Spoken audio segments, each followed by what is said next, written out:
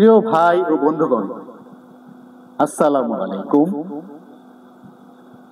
আজ অনেক দিন পর আপনাদের সামনে হাজির হয়েছি। এতদিন আমরা পিছনে থেকে ভিডিও করেছি, আবারও আপনাদের সামনে আসলাম। আমার আজকে খুবই ভালো লাগছে। আমাদের এই রসকলি ওয়ানের পক্ষ থেকে আপনাদের সবাইকে জানাই আন্তরিক শুভেচ্ছা। এখনো যারা আমাদের এই চ্যানেলটি সাবস্ক্রাইব করেননি, আপনি সাবস্ক্রাইব করুন, আপনজনকে শেয়ার করুন। ভিডিওতে একটি লাইক দিতে ভুল করবেন না, কারণ লাইক দিলে নতুন ভিডিও বানাতে আমরা মোটিভেট হই। তো চলুন, যে বিষয়ে আমরা আলোচনা করার জন্য এসেছি সেই বিষয়টি নিয়ে আলোচনা করা যাক। আমরা আজকে বিষয়টির নাম দিয়েছি সাফল্যের 100% গ্যারান্টি। চলুন এই বিষয়টি একটু আলোচনা করা যাক।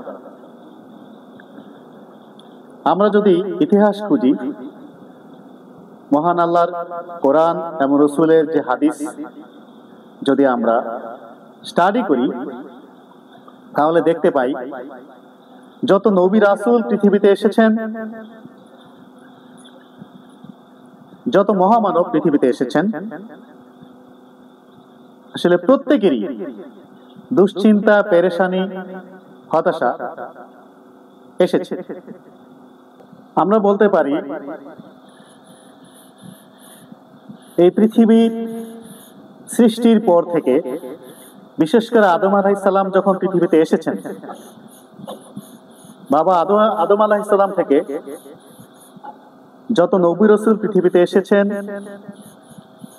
আমাদের শেষ নবী রাসূল করিম সাল্লাল্লাহু আলাইহি ওয়াসাল্লাম পর্যন্ত, এমনকি মানবতার আগমন যতদিন পর্যন্ত চলবে, ততদিন পর্যন্ত মানুষের সমস্যা, বিপদ, মুসিবত, হতাশা থাকবে।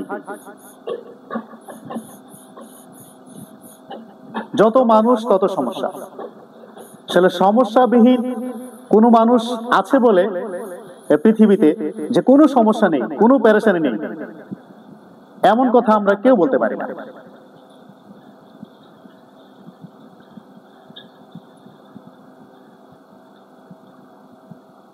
যখন দেখা যায় যে একটা মানুষের সুখ এবং দুঃখ, কষ্ট এবং সুখ বা দুঃখ কষ্ট, বিপদ মুসিবত, এটা জীবনের অবিচ্ছেদ্য অংশ। কখনো সুখ কখনো দুঃখ, এটি আমাদের সঙ্গে লেগেই থাকে। এর বাইরে এই পৃথিবীতে যাওয়া কারোর পক্ষেই সম্ভব নয়। আজকে আমি আসলে সফলতার জন্য যে মোটিভেশন আপনাদেরকে দিব, এই মোটিভেশন আমরা মহান আল্লাহর কালাম, কোরআনে কারীম, রাসূলের হাদিস থেকে আমরা অনেক নিদর্শন পাই। আর এই আলোকে শাহ আহমদুল্লাহ সাহেব এবং অনেক বড় বড় উলামায়ে কেরামগণ ইউটিউবে প্রচুর ভিডিও আপনারা পাবেন, যেখানে রেফারেন্স দিয়ে এই হতাশার জন্য, দুশ্চিন্তার জন্য, পেরেশানির জন্য অনেক মোটিভেশন তারা দিয়েছেন। আমি আমার এই ক্ষুদ্র জ্ঞান থেকে যতটুকু আমি স্টাডি করেছি আপনাদের সঙ্গে আলোচনা করব। যে আমাদের প্রথম নবী আদম আলাইহিস সালাম, প্রথম মানব, তিনি যখন ব্যস্ত ছিলেন, তখন একটি পর্যায়ে, এটা আপনারা জানেন, যে শয়তানের পাল্লায় পড়ে তিনি যে ভুল করেছিলেন, সে ভুল শুধরানোর জন্যই আবার মহান আল্লাহ পাকের পক্ষ থেকে যে পয়গাম তার কাছে এসেছিল, তিনি আবার সেই দোয়াটি করেছিলেন। এটা আপনারা জানেন, রব্বানা যালামনা আনফুসানা ওয়া ইল্লাম তাগফির লানা ওয়া তারহামনা লানাকুনান্না মিনাল খাসিরিন। তেমনি ভাবে অনেক নবী রাসূল যখন মুসিবতে পড়েছেন, যেমন ইউনূস আলাইহিস সালাম, তিনি মাছের পেটে যে বিপদে পড়েছিলেন, আমি সেই লম্বা ইতিহাসে যাচ্ছি না, যা স্মরণ করিয়ে দিচ্ছি যে তিনি যে দোয়াটি পড়েছিলেন, লা ইলাহা ইল্লা আনতা সুবহানাকা ইন্নী কুনতু মিনাজ জালিমিন, আল্লাহ খুব খুশি হয়ে গেলেন এবং তিনি মাছের পেট থেকে অলৌকিকভাবে বের হয়ে গেলেন।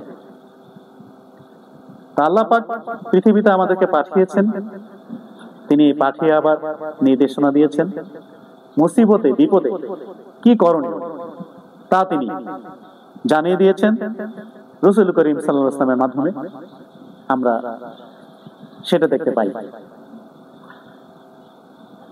আসলে পৃথিবীতে যখন সমস্যার কোনো অন্ত থাকে না,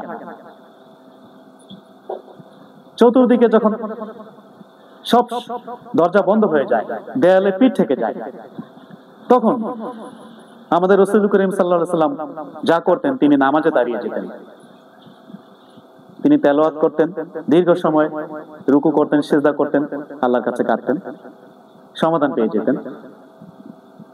তিনি ইস্তেগফার করেছেন, তিনি 70 থেকে 100 বার ইস্তেগফার করেছেন। সাহাবা আজমানগণ তাকে প্রশ্ন করেছিলেন যে আপনার তো সমস্ত গুনাহ মাফ, আপনি কেন এত ইস্তেগফার করেন? জবাবে তিনি বলেছিলেন, আমি কি আল্লাহর কৃতজ্ঞ বান্দা হব না?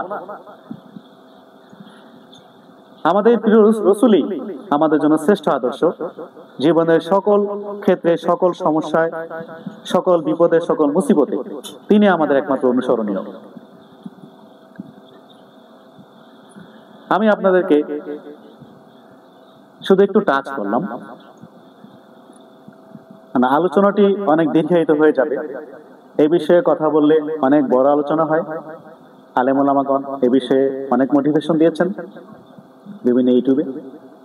আমি শুধু তাফসীরুল কোরআন থেকে সূরা ফালাক নাস পড়ে তাফসীর পড়ে ইস্তেগফারের যেই আলোচনাটি পেয়েছি সেটি তুলে ধরছি।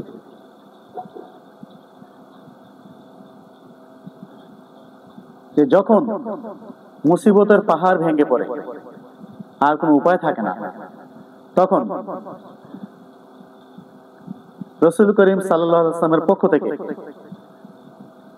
যে গাইডলাইন এসেছে এবং সেই গাইডলাইন ফলো করে সাহাবায়ে আজমাইনগণ, তাবেঈনগণ, তাবে তাবেঈনগণ, আইমে মুজতাহিদগণ সবাই যা আমল করে যে জ্বলন্ত, যে জীবন্ত উদাহরণ পেয়েছেন, যে অলৌকিক সমাধান পেয়েছেন, আমি তার একটি আলোচনা আপনাদের সামনে করছি।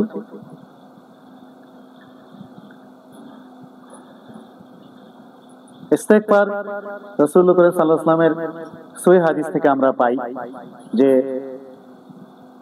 যে ব্যক্তি এই ইস্তেগফারটি পড়বে, তার আগে বলছি ইস্তেগফারের মধ্যে সবচেয়ে অন্যতম, সবচেয়ে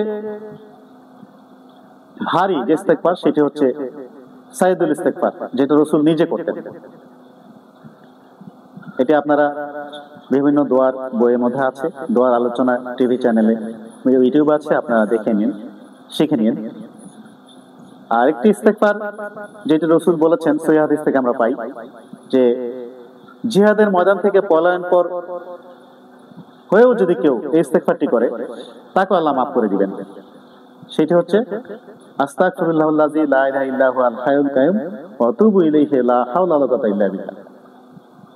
ইস্তেগফার যে অনেক বড় একটি ভারী একটি আমল, এটার বিকল্প আর কিছু নেই। অনেক সময় বাহ্যিকভাবে আমাদের কোনো উপায় থাকে না, চতুর্দিক থেকে একই সাথে সমস্যা চলে আসে। এখানে 3টি উদাহরণ আমরা তুলে ধরবো আপনাদের সামনে। যখন হযরত উমর রাদিয়াল্লাহু তাআলা আনহু খলিফাতুল মুসলিমিন ছিলেন, তার কাছে 3 জন ব্যক্তি 3টি সমস্যা নিয়ে হাজির হলেন। খলিফাতুল মুসলিমিন হযরত উমর রাদিয়াল্লাহু তাআলা আনহুকে এসে একজন বললেন, আমিরুল মুমিনিন, সারা জীবন আমার অভাব অনটন লেগেই থাকে, আমি কোনোদিন এর সমাধান খুঁজে পাইনি। এই ক্ষেত্রে আপনার পক্ষ থেকে একটু করণীয় বলুন। তিনি জবাব দিলেন, লা হাওলা ওয়ালা কুওয়াতা ইল্লা বিল্লাহ। আরেকজন এসে বললেন, আমিরুল মুমিনিন,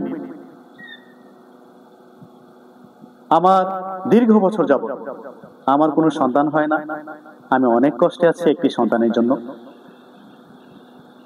করণীয় বলে দিন। আমিরুল মুমিনিন বলেন, লা হাওলা ওয়ালা কুওয়াতা ইল্লা বিল্লাহ। আরেকজন এসে বললেন, আমিরুল মুমিনিন,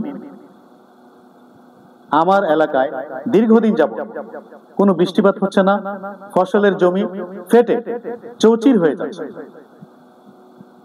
যদি এই অবস্থা চলতে থাকে তাহলে সমস্ত মানুষ না খেয়ে থাকবে। এক্ষেত্রে করণীয় কি আপনি আমাদেরকে বলুন। জবাবে বলেন, লা হাওলা ওয়ালা কুওয়াতা ইল্লা বিল্লাহ। তিনজন মানুষ তিনটি সমস্যা নিয়ে ওমর রাদিয়াল্লাহু তাআলা আনহুর কাছে আসছিলেন। তারা প্রশ্ন করলেন, আমিরুল মুমিনিন, আমাদের সমস্যা তিনজনের তিন রকম, আপনি জবাবে একই কথা বলেছেন, লা হাওলা ওয়ালা কুওয়াতা ইল্লা বিল্লাহ। এর মানে বলবেন কি? জবাবে তিনি বললেন, আমি তো আসমানের দরজায় টোকা দিয়েছি, আপনারা চলে যান, এই আমলটি করুন, সেখান থেকে আপনাদের ফয়সালা আসবে। বর্ণনায় পাওয়া যায় তিনজনের সমস্যাই সমাধান হয়েছে। যার সারা জীবন দুঃখ কষ্ট ছিল, অভাব অনটন ছিল, আল্লাহ তাআলা তা দূর করে দিয়েছেন। যেখানে বৃষ্টিপাত হয়নি সেখানে প্রচুর বৃষ্টি হয়েছে। যার সন্তান হয়নি তার সন্তান হয়েছে। আসুন এই শিক্ষাটিকে আমরা বাস্তব জীবনে, নিজের জীবনে কাজে লাগাই। দৃঢ় বিশ্বাসের সহিত আল্লাহর কাছে আমরা ইস্তেগফার করি, আমরা তওবা করি। প্রতিদিন যতটুকু সম্ভব 100 বার, 500 বার, 1000 বার, যতটুকু আমরা পারি, অর্থাৎ শুধুমাত্র পায়খানা, প্রস্রাব, ওযু, গোসল এবং ঘুম, যে সময় চেতন থাকে না, এই ঘুমের সময় বাদে আমরা জাগরুক অবস্থায় যতক্ষণ আমরা কাজে ব্যস্ত থাকি, সব সময় যেন আমরা লা হাওলা ওয়ালা কুওয়াতা ইল্লা বিল্লাহ আমলটি করতে পারি। অলৌকিক ভাবে আপনি 100% সমাধান আপনি ইনশাআল্লাহ পেয়ে যাবেন। আসসালামু আলাইকুম।